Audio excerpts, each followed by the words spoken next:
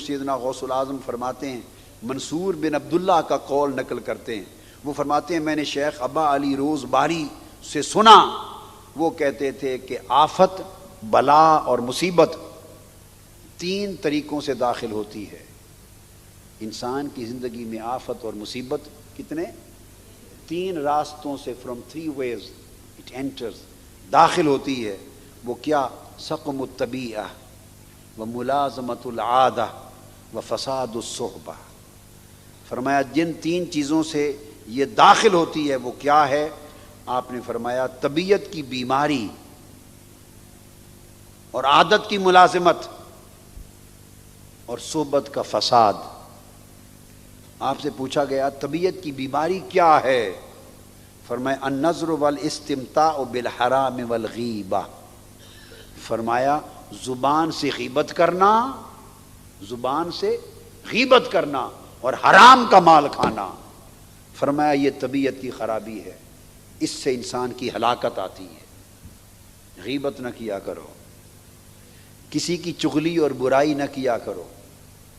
اگر برائی کرنی ہے اپنے من میں تو اپنی برائی کیا کرو،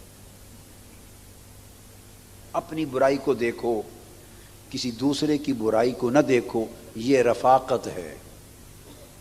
ہاتھ کھڑا کرے، اس رفاقت پہ قائم ہو جانے کے لیے تیار ہیں؟ بولیے بھائی، اس رفاقت پہ قائم ہو جانے کو تیار ہیں؟ بڑا مشکل کام ہے، غیبت چھوڑنی ہوگی، بیک بائٹنگ، چغلی، غیبت، ایک دوسرے کے خلاف کرٹیسزم، تنقیدیں، یہ دوسرے کی باتیں چھوڑ دو، دوسروں کی باتیں کرنا ہی چھوڑ دو، سوچنا ہی چھوڑ دو۔ اگر سوچو تو اچھا سوچو اور کہو تو خیر کہو، نہیں کر سکتے تو خاموش رہو۔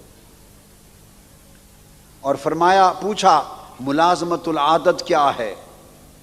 عادت کی ملازمت کیا ہے؟ انہوں نے فرمایا کہ سقم طبیعت حرام کھانا ہے، طبیعت کی بیماری حرام کھانا ہے۔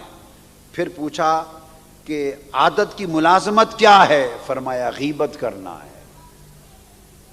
پھر پوچھا کہ صحبت کا فساد کیا ہے؟ فرمایا نفس جو کہے کرتے چلے جانا۔